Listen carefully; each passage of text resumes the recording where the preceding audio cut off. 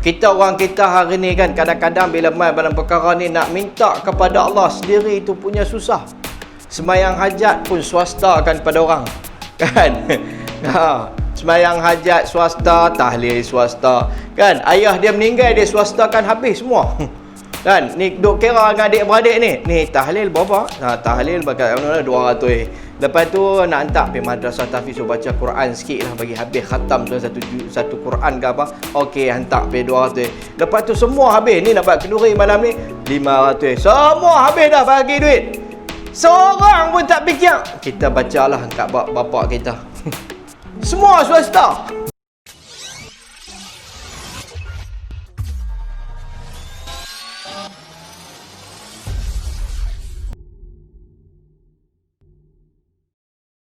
Assalamualaikum warahmatullahi wabarakatuh. Alhamdulillahi wa kafa. Wassalatu wassalamu ala habibil mustafa, amma ba'd. Qala rabbi syrah li sadri wa yassir li amri wahlul 'uqdatam min lisani yafqahu qawli. Allahumma inni istawda'tuka ma qara'tuhu faraduthu ilayya 'inda hajati ilayh. Rabbi yassir wa la tu'assir, rabbi tammim bil khair. Rabbi yassir wa la tu'assir, rabbi tammim bil khair. Rabbi yassir wa la tu'assir, rabbi tammim bil khair. Allahumma alhimna marashina umurina wa a'idna min shururi anfusina birahmatika ya arhamar rahimin. Qala Allah subhanahu wa ta'ala, a'udzu billahi minasy syaithanir rajim. Bismillahirrahmanirrahim. يا أيها الذين آمنوا اتقوا الله وابتغوا إليه الوسيلة. صدق الله العلي العظيم. وقال حبيبنا وكريمنا محمد مصطفى صلى الله عليه وآله وسلم. عن أبي عبد الرحمن عبد الله بن عمر بن الخطاب رضي الله عنهما قال سمعت رسول الله صلى الله عليه وسلم يقول انطلق ثلاثة نفر ممن كان قبلكم حتى آواهم المبيت إلى غار فدخلوه فانحدرت صخرة من الجبل فسدت عليهم الغار فقالوا إنه لا ينجيكم من هذه الصخرة إلا أن تدعوا الله بصالح أعمالكم. قال رجل منهم اللهم كان لي أبوان شيخان كبيران وكنت لا أغبق قبلهما أهلا ولا مالا فنأى بي طلب الشجر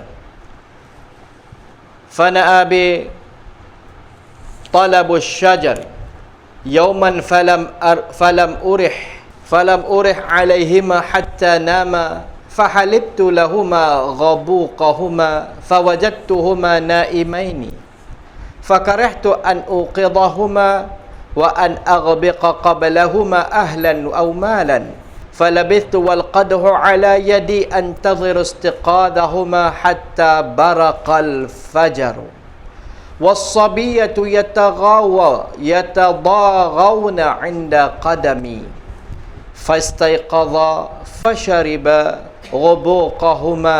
اللهم إن كنت فعلت ذلك ابتغاء وجهك ففرج عنا ما نحن فيه من هذه الصخرة فانفرجت شيئا لا يستطيعون الخروج منه إلى آخر الحديث. Baik, tuan-tuan puan-puan yang dirahmati lagi dikasihi oleh Allah Ta'ala, kita masih lagi berada pada hadis yang ke-13. Masih lagi kita dalam perbicaraan berkenaan dengan kisah 3 orang lelaki. 3 orang lelaki yang bersafar dan kemudian mereka terperangkap di dalam sebuah gua. Bila mereka terperangkap di dalam sebuah gua pada malam hari, mereka berlindung untuk berehat di dalam gua tersebut.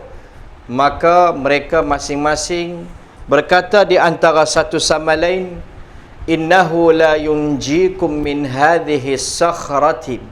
Mereka berkata antara satu sama lain bahawa tak ada yang boleh menyelamatkan kamu semua daripada batu ini melainkan bahawa kamu masing-masing, kita ni masing-masing hendaklah berdoa kepada Allah Ta'ala dengan amalan soleh kita. Baik, pada bulan lalu kita dah tengok sedikit muqaddimah tentang hadis ni. Tajuk yang kita bincangkan merupakan satu tajuk yang diperbincangkan panas oleh para ulama sejak berzaman lagi. Cerita tentang apa? Cerita tentang tawassul. Apakah harus kita bertawassul ataupun tidak? Baik. Ada tawassul yang syar'i ataupun tawassul yang bid'ah. Ada dua bahagian. Baik. Adapun perkara berkaitan dengan tawassul yang diijma' oleh ulama tentang keharusannya, maka ada 3 tawassul yang disepakati oleh para ulama. Ada satu lagi tawassul yang ulama berbeza pendapat dengannya. Baik, mula kita faham dulu tawassul ni apa dia. Duk sebut tawassul ni apa dia? Baik. Tawassul ni kita meminta daripada Allah Subhanahu Wa Ta'ala, meminta sesuatu hajat kita daripada Allah Subhanahu Wa Ta'ala dengan perantaraan seseorang. Dengan perantaraan seseorang lah kita ambil dulu. Perantaraan seseorang. Maksud dia, kita minta kepada Allah Ta'ala dengan perantaraan seseorang tu, makna kita minta tu kat Allah, tapi dengan perantaraan orang yang rapat dengan Allah Ta'ala, dengan perantaraan orang yang hampir dengan Allah Ta'ala, dengan menyebut nama orang tersebut. Ini kita panggil tawassul. Baik. Tawassul ni zaman Nabi ada tak? Berlaku tak zaman Nabi? Ya. Pada zaman Nabi SAW, tawassul ni berlaku. Baik, kita ambil satu analogi lah supaya kita mudah faham. Pada hari ni kita kalau nak minta sesuatu, kata contohlah daripada menteri direct, kadang-kadang nampak macam susah sikit. Kan, terus kita nak pi macam tak lepas. Maka kita menggunakan bahasa kita Penang ni, kita kata pakai kabel lah. Kan? Kita pakai kabel maksudnya kita guna orang yang rapat. Kita guna orang yang rapat dengan menteri itu untuk sampaikan hajat kita. Kita bukan minta dekat orang yang rapat dengan menteri itu. Kita minta kat menteri itu, tapi dengan jalan perantaraan siapa dia? Perantaraan yang kita sebut tadi, orang yang jadi orang tengah tu, perantaraan kita. Kita bincang dengan dia, tolong recommend satu benda, tolong bagi tahu, sampaikan hajat kita. Walaupun dia tak tawassul tak direct macam tu, tapi dia lebih kurang macam itulah supaya kita mudah faham. Baik. Bila kita sebut tawassul ni, mula-mula sekali kita kena faham, kita minta hajat ni pada siapa? Yang ni yang berlaku kekeliruan. Baik. Hajat ataupun pertolongan yang kita nak minta ni melalui doa kita ini adalah pada Allah. Kita minta pada Allah Ta'ala. Kita ada sesuatu hajat, satu kita berdoa, ya Allah, tunaikanlah hajatku lagu tu lagu ni, ya Allah, bantulah aku, ya Allah.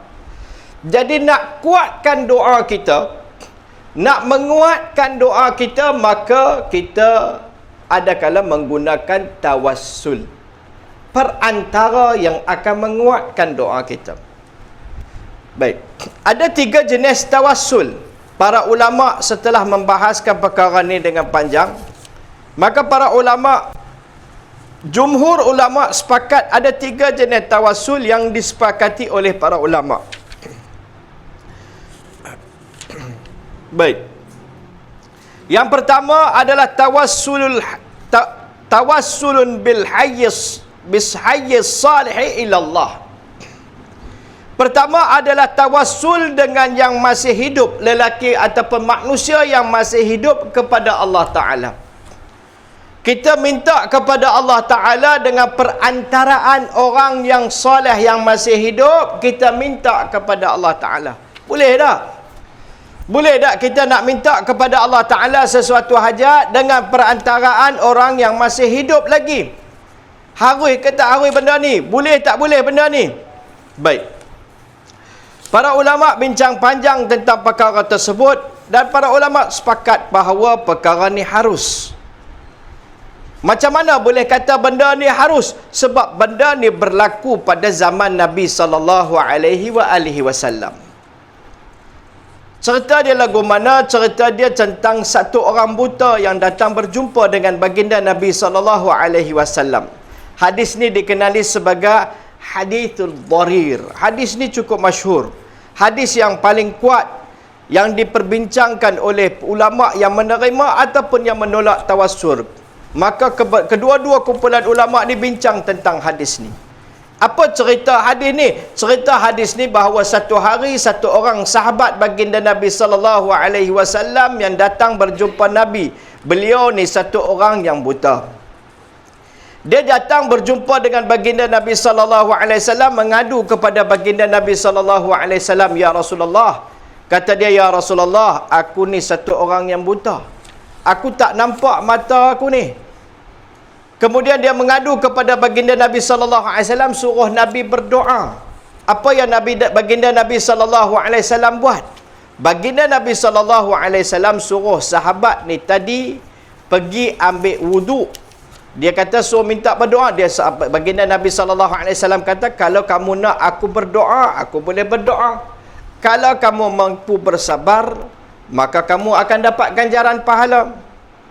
Wa in syi'ta sabarta." Kalau hang nak boleh sabar, sabar. Maka dia minta baginda Nabi SAW. Baginda Nabi SAW pun beritahu kepada dia, "Baiklah, kalau anda minta," dalam hadis riwayat Imam Tirmizi ni, baginda Nabi SAW pun kata, "Fahuwa khairun laka," kalau hang sabar. Tak, dia kata, "Ya Rasulullah, doa kat aku." Baginda Nabi pun kata, hampir ambil unduk. Fa'amarahu ayyatawadda'a. Nabi kata hampir ambil wuduk, elok-elok. Dan baginda Nabi beritahu, ambil wuduk dengan elok. Dia pun ambil wuduk dengan sesempurna yang boleh. Kemudian Nabi ajak kepada dia satu doa. Doa ni Nabi kata, hang doa minta kepada Allah Ta'ala, aku ajak hang satu doa. Kita dengar betul-betul riwayat ni Nabi tak doa. Sahabat buta ni mai jumpa Nabi, kata dia sakit, doalah aku. Dia mengadu kepada Nabi tentang keadaan mata dia yang tak nampak. Nabi SAW bagi tahu, kata kalau hang sabar hang dapat ganjaran pahala. Kalau hang nak aku doa, wa in syi'ta da'autu. Kalau hang nak aku doa. Baginda Nabi kata, dah bagi tahu lagu tu, dia berkata, "Ya Rasulullah, doalah aku tak tahan ingat." Baik, Nabi tak doa terus. Nabi kata kat dia, hampir ambil wuduk dan perbaiki wuduk hang baik-baik dan berdoa dengan doa ni. Nabi ajak dia doa. Tuan-tuan, sebelum kita sempuh tentang dalil tawassul ni, kita tengok Nabi ajak sahabat ni buat usaha sikit. Kan? Bukan free yang nak terus doa. Dan Nabi ajak sahabat ni buat usaha sikit. Hang buat usaha sikit. Orang kita hari ni kan, kadang-kadang bila mai dalam perkara ni nak minta kepada Allah sendiri tu punya susah. Sembayang hajat pun swasta kan pada orang. Kan? Semua private. Sembayang hajat swasta, tahlil swasta. Kan? Ayah dia meninggal, dia swastakan habis semua. Kan? Ni duk kira dengan adik-beradik ni. Ni tahlil berapa? Tahlil bagai 200. Lepas tu nak hantar pergi madrasah tahfiz, so baca Quran sikit lah bagi habis khatam satu Quran ke apa. Okey, hantar pergi 200. Lepas tu semua habis. Ni nak buat kenduri malam ni 500. Semua habis dah bagi duit. Seorang pun tak fikir. Kita bacalah kat bapak kita. Semua swasta. Tak, kita tak apalah, kita takut tak sampai. Pasal pas sembahyang 5 waktu tak sembahyang, nak sampai macam mana? Yang tu yang leceh tu kan. Habis semua private. But Nabi ajak di sini, hampir ambil wuduk. Baik, nak suruh aku doa. Hampir ambil wuduk, elok-elok, aku ajak hang doa ni. Dalam sebahagian riwayat dinyatakan Nabi SAW suruh dia mengerjakan salat. Baik, dia mengerjakan salat, kemudian baginda Nabi ajakkan kepada dia doa ni. Hadis ni cukup masyhur.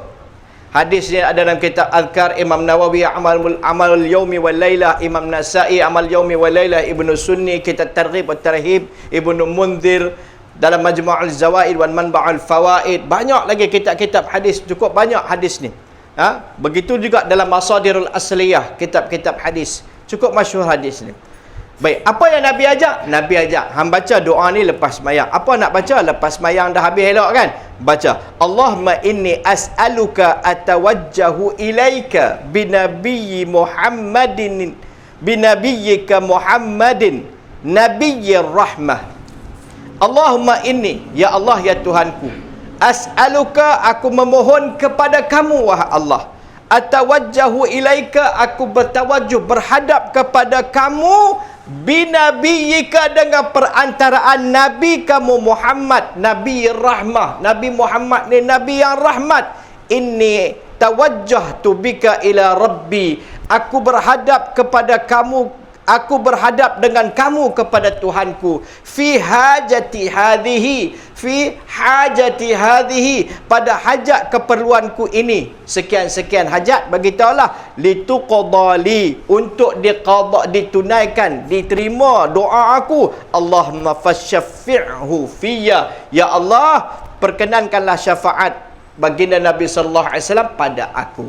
Baik, dalam doa ni kalau kita tengok dalam sebahagian riwayat yang lain, dalam riwayat Ibnu Majah ditambahkan riwayat tersebut sedikit lafaz dia berbeza. Ya Muhammad inni qad tawajjahtu bika ila Rabbi. Wahai Muhammad, sahabat Nabi berdoa depan Nabi, wahai Muhammad, aku bertawajuh dengan kamu, dengan perantaraan kamu kepada Tuhan aku.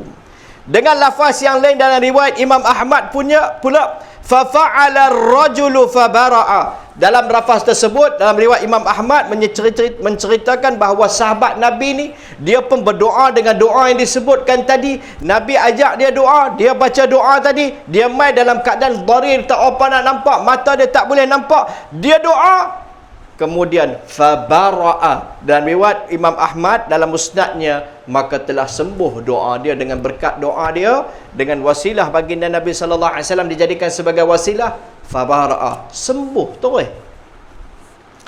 Dalam riwayat yang lain, faraja'a wa kashafallahu an basarihi. Dalam riwayat yang lain yang lebih clear sikit, dalam riwayat Imam Nasa'i mendatangkan bahawa sahabat Nabi tadi dia berdoa, faraja'a, lepas doa dia pembalik.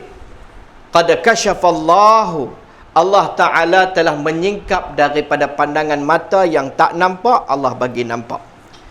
Dalam riwayat Imam Hakim dalam kitab Mustadraknya, sahabat baginda Nabi sallallahu alaihi wasallam ni dikatakan berdoa, Allahumma syaffi'hu fiyya wa syaffi'ni fi nafsi. Ya Allah, syaffi'hu fiyya, ya Allah, kau perkenankanlah syafaat baginda Nabi pada aku dan syafaat aku pada diri aku. Dia berdoa. Baik, ala kulli hal, hajat daripada lafaz yang berbeza ni menceritakan cerita apa sahabat ni jumpa Nabi, dia mai jumpa Nabi, dia ni tak nampak mata, minta Nabi berdoa, Nabi ajak dia ambil wuduk elok-elok, suruh dia sembahyang. Lepas sembahyang Nabi ajak doa, satu doa kepada dia. Nabi ajak doa tu, dalam doa tu terkandung, ya Allah, dengan perantaraan Nabi aku ni, terimalah, dengan perantaraan Nabi aku ni, terimalah hajat aku. Makna tawassul dengan Nabi sebagai penguat doa. Dan natijah dia apa berlaku? Allah terima doa tu. Mai tak nampak mata, lepas dia berdoa, balik terus boleh nampak. Tapi ni cerita yakin lah. Kalau tak yakin kan, tak yakin dia tak jadi. Baca ayat kursi dekat baca ayat kursi dekat apa nama jin tu baca sekali. Kan? Sila air bulan jin tu tolong perbetul tajwid dia. Dia baca pun kan, try tengok mana nak tahu. Try tengok mana nak tahu. Kan? Try jadi lagu tu lah. Tuan-tuan, ini kisah dia. Zaman baginda Nabi SAW masih hidup. Nabi masih hidup dan sahabat baginda Nabi SAW berdoa dengan perantaraan Nabi dan Allah terima doa ni. Baik, ini kebanyakan ulama sepakat harus. Pada orang soleh yang masih hidup, kita boleh sebut nama dia sebagai perantara penguat doa. Cuma ada sebahagian kecil orang yang ikhtilaf tentang perkara ni. Tapi ulama jumhur, ulama ahlu sunnah wal jamaah mengharuskan. Baik, orang tu duduk hidup. Katalah, kita kata di kampung kita ni ada satu orang yang saleh. Satu orang yang saleh, nama dia Ahmad. Zahir dia kita nampak orang yang baik. Ngumpat tu tak reti. Kira duk pi ulang alik main masjid. Rakan benda yang halal, ahli tahajud, kan? Kita tengok nampak soleh sungguh lah, kan? Jadi kita tengok dengan keberkatan orang soleh ni, kita tengok kita pun satu hari ada satu hajat yang ketara sangat, kita nak berdoa kepada Allah Ta'ala. Satu hari kita berdoa, ya Allah, aku berdoa kepadamu untuk ditunaikan hajat aku sekian-sekian ni, hajat aku ni, macam ni lah keadaan aku duk ada. Contoh anak kita sakit, ya Allah, anak aku sakit ni, ya Allah, dengan keberkatan Ahmad. Contoh, Pakcik Ahmad ni orang yang soleh dekat dengan kamu, ya Allah, kau terimalah doa aku. Contoh, kan? Ini kita panggil tawassul. Tak, kita minta ke Ahmad ke dalam tu? Tak pun, kita tak minta ke Ahmad. Kita minta dengan keberkatan amalan soleh Ahmad tu tadi. Ahmad tu dah mati ke? Dah, duk hidup lagi, duk lalu ulang alik pergi masjid, kita duk nampak orang bagus, orang soleh. Maka jumhur ulama mengharuskan benda ni. Baik. Walaupun di sana ada sebahagian kecil golongan orang yang masih mempertikaikan perkara ni tentang keharusannya, tapi di kalangan ulama-ulama yang mu'tabar mengharuskan perkara ni, tak ada ikhtilaf. Baik, bahagian yang kedua, tawassulul hayy bil amal salih ilallah. Tawassul orang yang hidup dengan amalan salih kepada Allah Ta'ala. Yang ni hadis yang kita duk cerita. Tawassul dengan perantaraan amalan kita. Ni hadis kita duk cerita ni tadi, cerita pasal 3 orang yang terperangkap dalam gua. Orang yang pertama doa kepada Allah Ta'ala, disebut amalan soleh yang dia buat. Apa dia yang dia sebut? Orang yang pertama dia sebut tentang birrul walidain, tentang berbuat baik kepada kedua ibu bapa dia. 3 orang ni masuk gua terperangkap dan dia berdoa. Satu orang mula-mula dia berdoa, ya Allah, aku ada 2 orang bapa, 2 orang ibu bapa yang tua. Dan mereka ni, biasanya aku takkan bagi makan kepada anak isteri aku selagi aku tak bagi makan kat mereka 2 ni. Pada satu hari aku keluar pergi cari kayu api. Bila aku keluar pergi cari kayu api, aku balik agak lewat sikit nak bagi minuman petang pada mereka, ataupun makanan lah, bagi susu kepada mereka. Jadi bila dia bawa balik agak lewat sikit, bila dia sampai ke rumah, mak dan ayah dia dah lena. Jadi dia kata, ya Allah, bila aku tengok mereka 2 ni duk tidur, aku malu, aku rasa menyusahkan mereka lah pula aku gerak mereka, jadi aku tak gerak mereka. Dan aku biar mereka ni tidur, ya Allah, aku tunggu ingat kot mereka nak bangun. Mereka bagus letih pak tak, malam tu lena 2 orang sampai ke esok pagi. Aku sedang pegang mangkuk susu tu, tunggu mereka sampai ke pagi. Keadaan aku macam mana ketika tu? Aku pula malu nak bagi minum hamba aku ataupun anak bini aku selagi aku tak bagi minum kepada mak bapak aku dulu. Zaman ni ada lagi tu. Kau pupus lah. Dia bawa balik sembunyi-sembunyi masuk dalam bilik. Jangan bagi mak nampak. Bukan di sinilah, ini dekat Singapura sana. Sini tak ada. Kan? Tapi yang tu betul. Ada kala dia bagus juga lah. Kan? Kalau dah bawa main sikit, buat cara sikit. Ni bawa main sikit, pergi makan tengah-tengah depan orang ramai. Yang ni sakit jiwa. Kan? Beli musangking. Contohlah kan, beli durian musangking. Kan, bok mai dia dengan bini 2 orang duduk depan TV dalam rumah tu, duk ada selonggok punya rakyat. Kan, lepas tu hangpa tak makan dah. Tanya apa tak mau makan ke? Yang ni sakit jiwa. Tapi darian susah nak sembunyi. Tapi kalau dah buat pi yang tu selit tu, benda sikit buat cara sikit, orang kata bahasa kita kan. Benda banyak buat cara banyak. Tapi ni cerita tentang satu orang yang saleh, yang mengutamakan ibu bapa dia mengatasi segala-galanya. Walaupun dalam beri nafkah, furu' dulu kena tengok, anak dulu kena tengok. Tetapi dalam bab ni cerita birrul walidain, anak yang soleh ni cerita dia cukup hebat. Dalam keadaan dia kata ni, anak aku duk menangis kat kaki aku ni, inda qadami, anak aku duk menangis, duk teriak ni, anak aku duk menangis, duk teriak lapang. Dia kira bapa yang hebat ni. Antara suara yang susah saat bapa nak sabar adalah anak bunyi. Kan? Anak kalau teriak, mak boleh relax lagi dengar. Itu macam mana lagu yang biasa. Bapa dia teriak, tambah ikut atas. Dia duduk bising kan? Duduk menanak, duduk menangis. Dia pun balik saat-saat kan? Anak duduk menangis. Tapi mak ni biasanya dah biasa dengar lah. Jadi dia ada kesabaran yang tinggi. Kan? Baik. Ni cerita bapa yang boleh sabar ni. Kerana nak bagi mak bapa dia yang tua ni minum, tak mau mendepankan mak bapa dia daripada isteri, anak dan juga pekerja dia. Dia sanggup, semua mereka ni sanggup dia biar dalam keadaan lapar, dan dia pun tak minum sambil pegang susu tu dalam keadaan berdiri. Ajaib. Kan? Dalam keadaan berdiri duk tunggu ni, bila nak bangun bapak aku ni, mak aku ni, bila nak bangun dia nak bagi.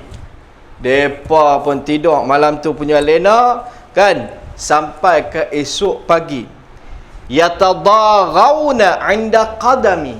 Dia cerita anak dia duk menangis, teriak-teriak duk mereka ni di kaki dia. Tapi mereka ni tak bangun sampai ke esok pagi. Bila esok pagi bangun, baru dia bagi minum susu kepada mak dan bapak dia, baru kemudian dia bagi kepada anak dan isteri dia dan juga hamba dia. Ni cerita orang yang soleh.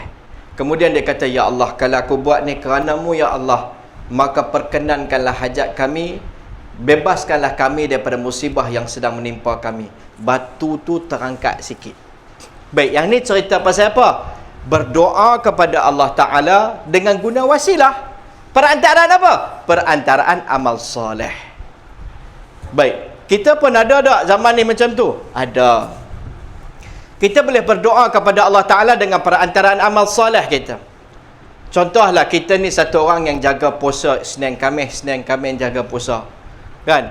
Isnin kita puasa, Khamis kita puasa. Jadi kita bila nak berdoa, kita boleh gunakan amalan soleh kita ni, puasa kita ni sebagai perantaraan penguat bagi doa kita. Kita boleh berdoa, ya Allah, dengan keberkatan puasa Isnin Khamis ni kalau aku buat, ataupun ada mana-mana yang kau terima ya Allah, puasa ni dengan keberkatan amalan ni kau terimalah doa aku. Ataupun kita ni satu orang yang rajin bersedekah. Kan? Rajin sedekah sana, sedekah sini. Kita buat amalan sedekah tersebut dan kita berdoa, ya Allah, dengan keberkatan sedekah aku ni kau terimalah doa aku. Ataupun kita ni suka bagi makan ke orang, bagi makan kawan tu, bagi makan kawan ni, bagi makan ke orang susah, bagi makan ke orang senang. Orang senang pun bagi, orang susah pun dia bagi. Kan dia rajin buat kenduri. Dia ni antara orang yang suka buat kenduri. Maka dia jadikan amalan soleh tu, amalan kebaikan tu sebagai perantaraan penguat bagi doa dia. Baik. Yang ni jenis ni ulama sepakat, semua orang terima. Tak ada ulama yang menolak. Yang nombor dua ni ulama sepakat dengan amalan soleh. Kita boleh berdoa. Takkan tak ada amalan soleh apa kan? Semua orang ada belaka kan? Adalah tak mana tu kan? Kalau tak tahu, saya ni ustaz cari amalan soleh langsung tak ada. Tok saya nama soleh tak ada. Kan? Langsung tak ada. Kan? Ataupun saya ada orang dia kata saya ni tak confident nak boleh lepas doa saya.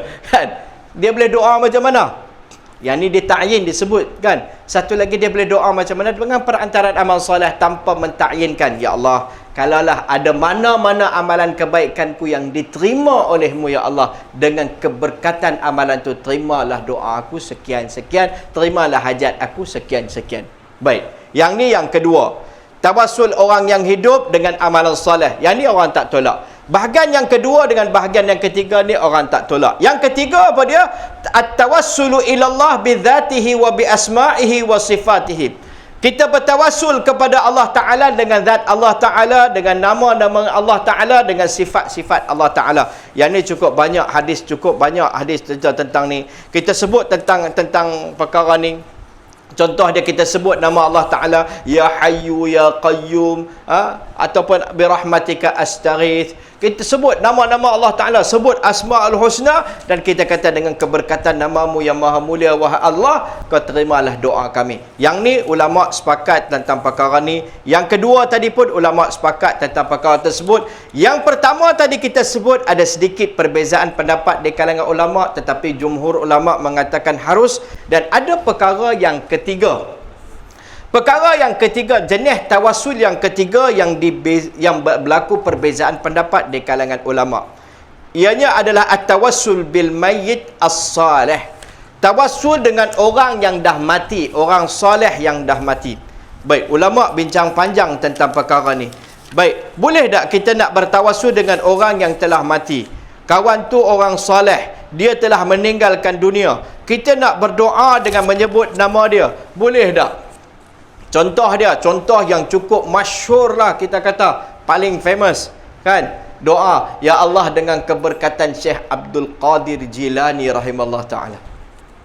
Oh, yang ni kalau sebut tengah-tengah tempat kan, orang tersenyum 36 batang gigi. Ustaz ni kira kan. Tak boleh tak sebut lagu tu? Ataupun orang-orang soleh yang lain yang telah meninggal dunia. Kita kena faham yang tadi, yang nombor satu tadi, orang tu hidup lagi. Yang kedua ni yang telah meninggal dunia. Mana-mana orang soleh kita berdoa. Boleh ataupun tak boleh? Baik, ulama Ahlus Sunnah menyatakan, kebanyakan menyatakan harus. Sebahagian daripada ulama menyatakan tidak harus. Di antara dia adalah Ibn Taymiyah rahimallahu ta'ala yang menyatakan tidak harus. Dan sebahagian yang sependapat dengan Ibn Taymiyah rahimahullah ta'ala. Ibn Qayyim Al-Jauziyah dalam kitab Ar-Ruh membayangkan beliau juga menerima. Imam Syaukani rahimahullah ta'ala, Imam Syaukani rahimahullah ta'ala mengatakan harus sampai. Baik, apa cerita dia ni? Ada dalil tak? Ada dalil dia. Baik, cuma ulama-ulama, terutamanya ulama-ulama Deobandi dalam perkara ni meletakkan beberapa syarat. Kerana benda ni kadang-kadang dia boleh melampaui batas. Meletakkan beberapa syarat. Contoh, kita berdoa pada hari ni, lepas kita buat tahlil, sekali kita berdoa, ya Allah, dengar, kita dah habis dah buat tahlil, ya Allah terimalah doa kami dengan keberkatan baginda Nabi SAW. Nabi dah wafat. Boleh tak? Ya, ni kebanyakan orang tak tolak. Tiba-tiba kita berdoa tengah-tengah tu kan, lepas last kali Mia sebut nama Syekh Abdul Qadir Jilani, nanti ada orang kali tengok, lain macam mak doa kan. Tak harus dengan keberkatan orang yang soleh yang dah meninggal dunia. Ataupun dalam kampung ni ada orang soleh dulu, kita tahu dia ni cukup soleh. Kita sebut tadi Pak Cik Ahmad tadi, dia meninggal dah pula kan. Dua hidup dia pun dah jalan dah. Kita pun tahu dia ni memang soleh lah, tak pernah mengata kot orang. Ada tak orang tu dalam dunia ni? Ada kot lah. Memang ada kot. Kita ukur dengan kita tak lepas tu kan. Baik. Katalah orang lagu tu. Saya pernah jumpa orang lagu tu. Saya belajar gali liang ni dengan satu orang nama dia Pak Daoh. Pak Daoh di Zurut. Masa tu umur saya 15 tahun. Saya tak selama duduk dengan dia. Masa tu umur saya lebih kurang 15 tahun lah. Tak pernah dengar dia mengumpat saya siapa. Orang kata Alhamdulillah lah, syukur ke Allah lah. Alhamdulillah, syukur ke Allah, yang keluar mulut dia. Orang kata apa kat dia pun, Alhamdulillah, syukur ke Allah. Orang mengumpat dia pun, Alhamdulillah, syukur ke Allah. Kan? Orang puji pun, Alhamdulillah, syukur ke Allah. Yang tu kira tak tahu lah stok tu ada lagi kat makhluk macam tu, orang mulia tu kan. Tak tahu nak mengumpat.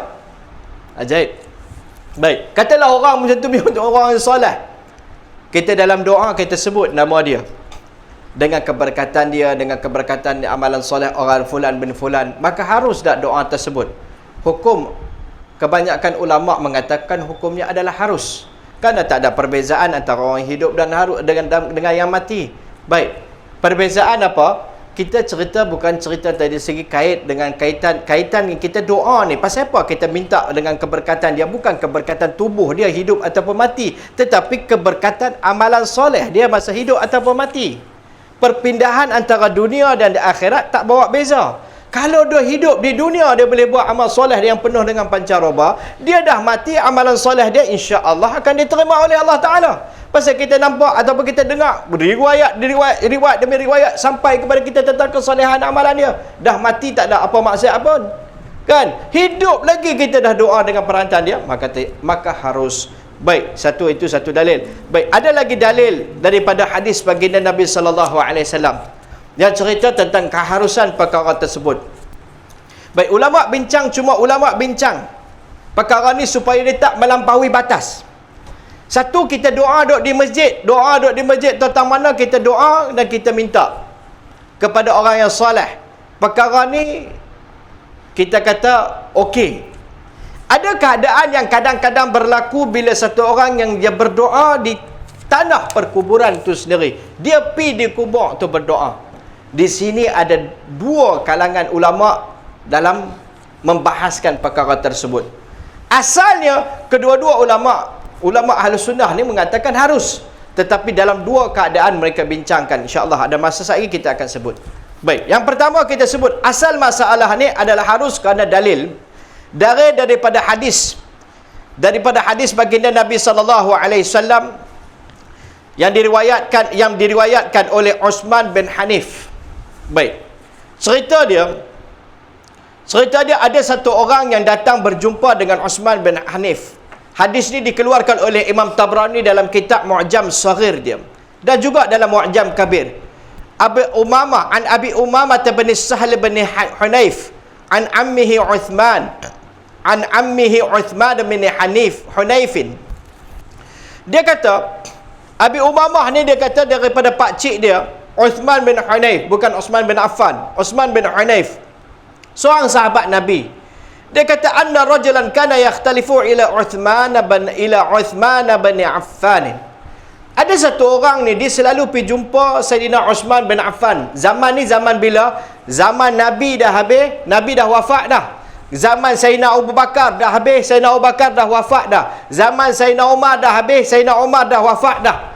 Baik, ni zaman yang berlaku ketika zaman Sayyidina Uthman radhiyallahu anhu jadi khalifah.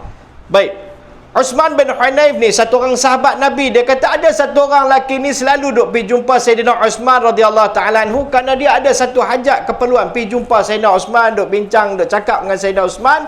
Fakana Uthmanu la yaltafit ilaihi, tapi Sayyidina Uthman tak pernah menoleh kepada dia. Maksud dia Sayyidina Uthman tak apa nak layan dia. Dia pergi jumpa, cerita aku ada macam ni keadaan, macam ni keperluan, tak apalah, lebih kurang lah, tak apalah nanti. Tak apalah. Sayyidina Uthman tak mau nak kalih, nak menoleh betul-betul, nak bincang dengan dia, nak tanya, nak tolong, nak bantu dia. Maka dia pun pergi mengadu tentang keadaan dia ni kepada sahabat Nabi yang bernama Uthman bin Hunayf. Fashaka dzalika ilaihi. Dia pun mengadu, tengoklah aku pergi jumpa Sayyidina Uthman. Sayyidina Uthman, aku cerita kat dia dalam keadaan aku macam ni. Sayyidina Uthman tak mau nak toleh tengok aku pun. Maka sahabat Nabi yang nama Uthman bin Hunayf ni, dia seorang sahabat Nabi yang besar, seorang alim, seorang muhaddis. Dia pun kata, "I'til maydata." Daklah ni hang buat apa? Ambil tempat ambil wuduk. Ambil air mai.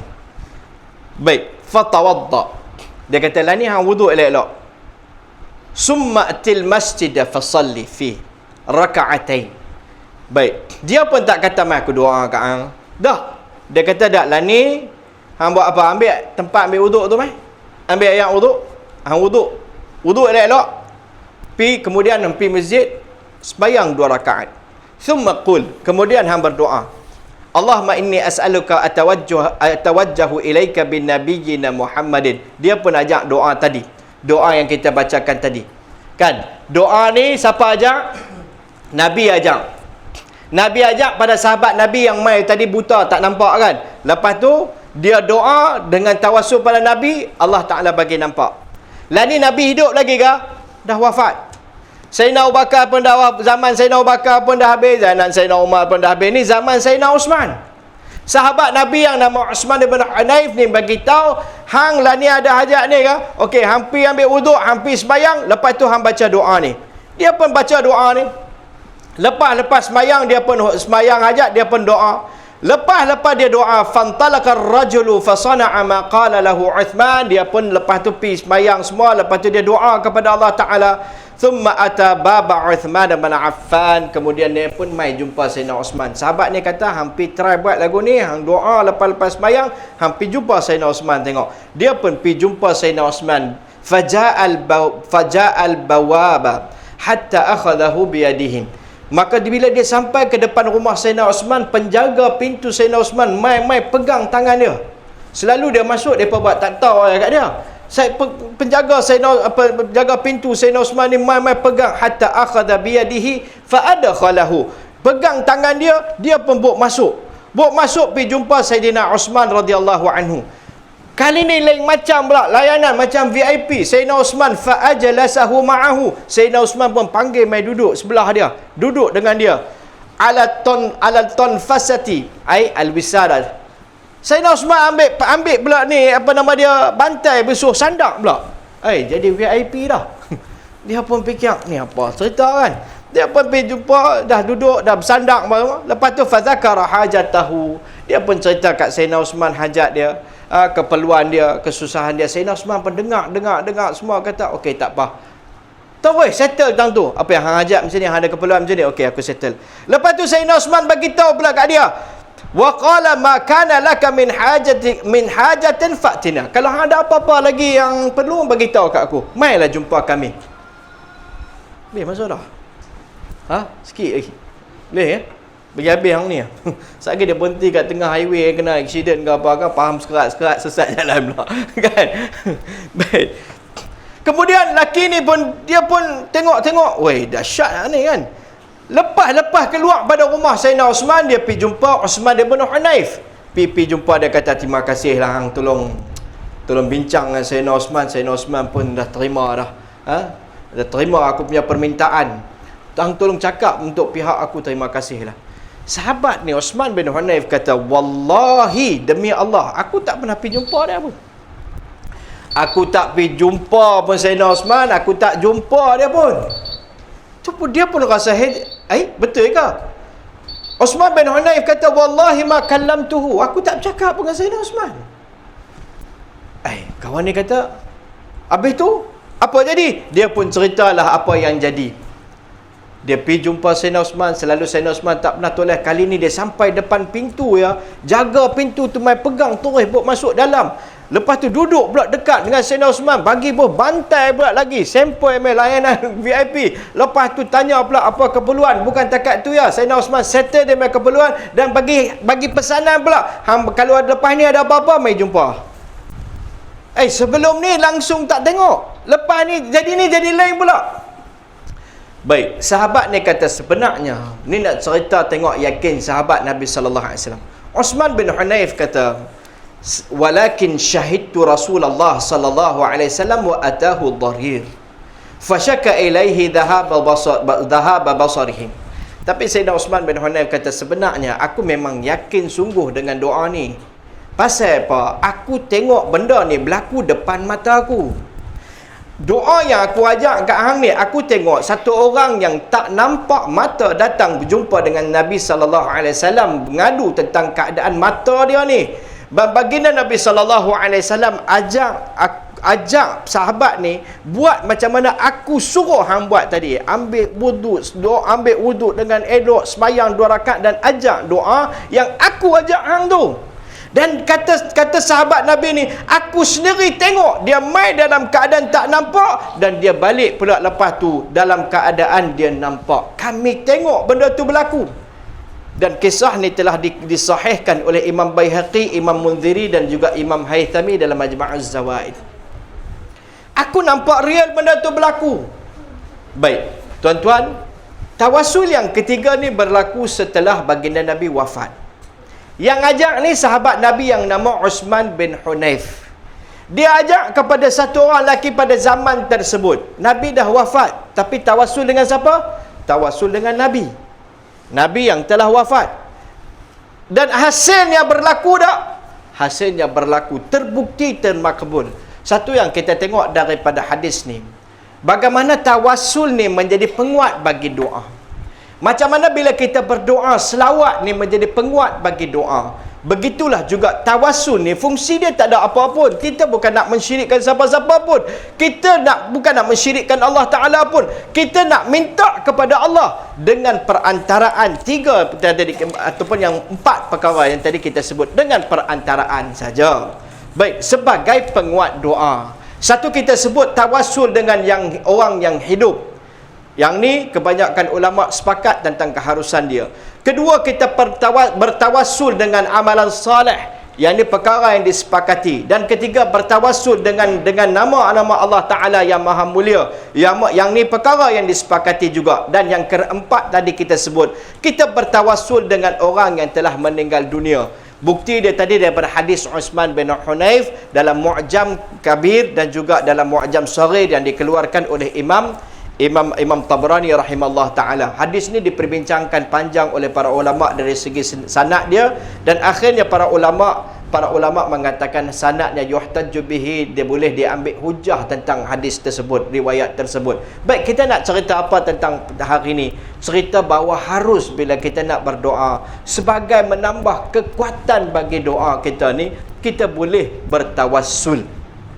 Sebahagian orang menolak tawassul ni sebab apa? Sebab sebahagian orang menolak tawassul ni pada orang awam. Satu, kerana nak menghindari boleh berlaku ruang bila terlampau buka panjang, boleh berlaku unsur-unsur syirik. Sebahagian orang pula dia berpendapat langsung tak boleh tentang perkara ni. Ini yang menjadi isu perbahasan dia. Baik, tadi kita cerita satu doa kat masjid tak ada masalah bila doa di kubur. Bila doa di kubur, asal dia ulama-ulama ahlu sunnah wal jamaah mengharuskan.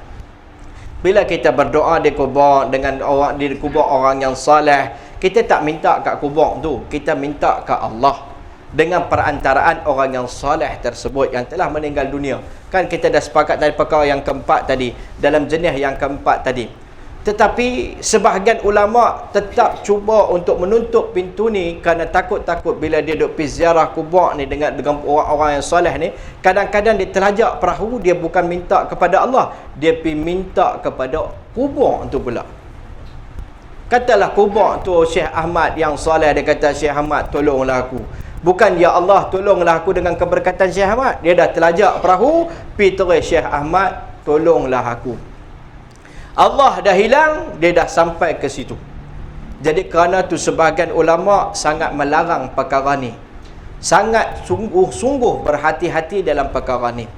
Dan benda ni ada tak berlaku? Banyak dah berlaku pada hari ni. Kadang kita kata tawassul, kita duk sebut tadi tawassul dengan orang yang soleh, syekh tu syekh ni, memang harus. Tapi kadang-kadang orang dia dah bukan lagi tawassul dah, dia dah macam minta kat syekh tu pula. Ini dilarang dalam agama. Sebab tu kita letak ada satu golongan orang sampai mengharamkan terus kita menolak, ataupun golongan orang yang mengharuskan sampai telajak yang kita sebut tadi pun kita melarang. Dalam hati kena ada keyakinan yang menerima doa kita, jalan yang paling selamat adalah minta terus pada Allah Ta'ala. Tawassul sebagai penguat, sekadar penguat bagi doa kita ya. Jadi kerana tu sebahagian ulama mengambil jalan melatih umat ni, kalau boleh kita minta direct pada Allah Ta'ala. Dan diharuskan kita kalau nak menguatkan doa, kuatkanlah doa dengan amalan soleh kita, selamat. Kuatkanlah doa dengan sebut nama Allah, selamat. Kalau nak sebut juga, sebut nama orang-orang soleh, sebut nama baginda Nabi. Doa tadi memang ada dalam hadis, dalam kitab-kitab hadis. Boleh baca doa tersebut. Adapun yang keempat, berhati-hati tentang perkara tersebut. Kerana banyak orang terlajak. Ada setengah orang dia rasa clear dah. Dia pergi jumpa syekh tu doa, syekh tolonglah doa, moga Allah ampunkan dosa saya. Dia rasa macam tu dah clear. Dia dah bukan tawassul lah. Tawassul dia doa. Tawassul dia doa. Dia yang minta. Mula dia bertawassul. Lepas tu dia dah tak tawassul dah. Jadi apa tak tahu lah. Nak kata apa, tawa apa tak tahu. Kan? Dia dah pergi kat kawan tu dan dia rasa okey dah. Hari tu pernah jadi, tak apa jauh pada tempat kita. Hari tu pernah jadi, ada satu orang, dia tanya satu hukum. Dia kata, Ustaz, saya baiat dengan satu orang ni. Lepas tu, dia kata, kalau saya nak minta Allah ampunkan semua dosa saya kena bayar macam bentuk kafarah. Kafarah wajib. Lebih kurang lah masalah dia, saya tak ingat dia punya lafaz betul-betul. Kafarah wajib nak buat lagu mana? Kena sedekah. Sedekah macam mana? Harga dia 300 lebih kurang. Sedekah ni kira bagi ampun dosa. Tu saya kata, exactly dia kira macam mana? Hang punya dosa sampai 300 lebih, murah ha. Kalau aku mampu 30,000 apa? Tak, dia kata tu, tapi lah tu lah. Dia mai tanya saya pasal apa? Dia kata, saya ni tanya bagi pihak satu orang perempuan tua yang baiat tu, kan? Yang sebenar. Saya kata, hang kan ada satu orang perempuan tua tu yang baiat. Makcik tu tak ada duit nak bagi. Jadi macam mana? Ya Allah, tubu ilallahi jami'a, free Allah Ta'ala sebut dalam Quran, bertaubatlah kepada Allah Ta'ala jami'a. Ni apa cerita taubat pakai, nampak? Yang ni dia yang kita tak mau tergelincang. Tak, sedekah tu harus. Tapi macam mana sedekah tu boleh menjadi wajib untuk kafarah dosa pula dah? Nampak? Dia ada cabang-cabang banyak lagi, tapi masa dah lebih dah kan. Ada banyak lagi kisah-kisah benar, insya-Allah pada kesempatan yang akan datang kita akan sambung sikit. Yang ni kita baca perbahasan tadi kan, kita akan sambung sikit beberapa kita sebut zillatul qadam, beberapa tergelincirnya kaki umat ni dalam menangani isu-isu tawassul ni. Macam mana, kenapa ulama ni sebagai ulama ambil jalan yang agak keras kita tengok tadi? Sebab apa ulama ada sebagai ulama ambil pandangan yang agak keras tadi? Kerana nak menyelamatkan umat ni daripada tergelincir daripada landasan dia.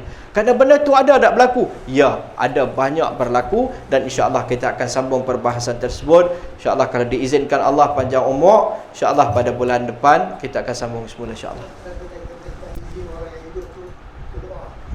Macam mana? Boleh? Kita minta dia doa pun tak ada masalah. Kita jumpa satu orang alim, Syekh tolong doa saya, tak ada masalah. Bukan orang alim, kawan kita pun boleh. Dah tak payah minta izin. Dah tak perlu minta.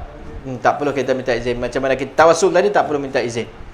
Siapa yang kita tengok orang soleh, sebenarnya banyak orang yang soleh yang mastur, yang tersembunyi kan. Nampak dia macam biasa kan. Kita sebut dengan amalan solah dia, muka Allah Ta'ala terima. Minta doa ni kat siapa kita boleh minta doa? Sayyidina Umar radhiyallahu anhu minta doa kepada Rasulullah SAW. Baginda Nabi suruh doa pada Sayyidina Umar. Sayyidina Umar terkejut, ya Rasulullah, aku ni siapa? Nabi kata, doa. Uwais bin Qarni, Nabi pesan kalau jumpa Uwais Qarni suruh doa. Suruh Sayyidina Umar minta doa pada dia, pengampunan. Sayyidina Umar siapa? Uwais radhiyallahu anhu siapa? Kan, jadi doa umum. Minta kat isteri kita doa. Bini kita ada kata memang duk tunggu nak doa. Saling mendoakan antara satu sama lain. Minta doa tak apa. Tadi kita sebut tadi ittikal sampai meninggalkan amal kerana yakin Syekh dah doa, aku kira dah selamat. Saya tak ada abar dah. Dia dah doa lah, saya lepas kat dia lah. Setiap bulan saya dah ulang kan. Kira saya tak ada abar. Dia nanti doa saya, insya-Allah Syekh kalau doa, insya-Allah yang tu kita tak mau. Nabi ajak tadi ni, hampir ambil wudu. Habis sembahyang dulu, kan? Ni habis cengkeram 300 pula nak settle semua, ni tak ada. Ambil dulu, sembahyang dulu, doa. Buat usaha. Semoga Allah Ta'ala terima segala amalan kita insya-Allah. Dengan sedikit sebanyak perbincangan yang kita buat ni, moga Allah beri kefahaman kepada saya dan kita sama-sama. Allah menguatkan keupayaan doa kita, menjadikan kita di kalangan orang-orang yang soleh, yang hampir dengan Allah Subhanahu Ta'ala, yang didengari segala doa kita. Wallahu Subhanahu wa Ta'ala a'lam. Subhanallah bihamdihi, subhanallah bihamdika, asyhadu an la ilaha illa anta astaghfiruka wa atubu ilaik. Subhana rabbika rabbil izzati amma yasifun, wassalamun alal mursalin, walhamdulillahi rabbil alamin. Wassalamualaikum warahmatullahi wabarakatuh. Sebarang salah silap dalam penyampaian saya, jutaan maaf dipohon daripada tuan-tuan dan puan-puan.